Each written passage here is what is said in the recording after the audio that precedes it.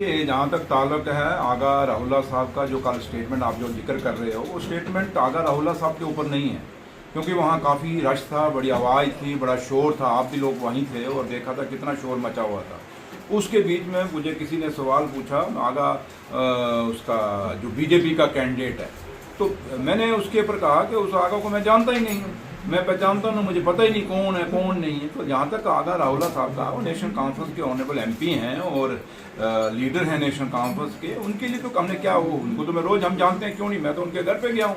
तो जहाँ तक ताल्लुक है जो बीजेपी का है, कोई वो आगा को खड़ा किया हुआ है, मुझे नहीं पता वो कौन है कौन नहीं है, इसलिए उसके ऊपर मैंने ये बयान दिया। बाकी है कि अब मीडिया का काम है तोड़ मरोड़ के अपनी टीआरपी बढ़ानी, वो बढ़ाते रहें, मुझे उससे लेना देना नहीं। लेकिन जहाँ तक ताल्लुक है कौन क्या प्रोटेस्ट कर रहा है, मुझे उससे भी लेना देना नहीं। लेकिन जहाँ तक मेरा अपना ताल्लुक है, वो सच्चाई यही है कि जो बीजेपी का आगा जो कैंडिडेट खड़ा है, उसके ऊपर मैंने कहा था और कि भाई मैं उसको जानता नहीं और पहचानता नहीं। और सच्चाई भी यही है कि मैंने उसको आज तक ना जाना है, ना पहचाना है, ना देखा है, ना सुना है कौन नहीं है। इसलिए मैंने उसी सिलसिले में कहा था। और जहाँ तक नेशनल कॉन्फ्रेंस का ताल्लुक है बड़गाम सीट का, आगा महमूद साहब और आगा राहुल्ला साहब दोनों मिलके ये नेशनल कॉन्फ्रेंस को ये सीट जिताएंगे और ये हमेशा नेशनल कॉन्फ्रेंस की सीट रही है। और ये क्योंकि आगा राहुल्ला साहब ऑनरेबल एमपी हैं और वहाँ के लीडर हैं और वहाँ उनका अपना असद उसूख है और पूरा जोर लगा के और नेशनल कॉन्फ्रेंस के कैंडिडेट को जिताएंगे, ये हमें पता है। और उन्हीं की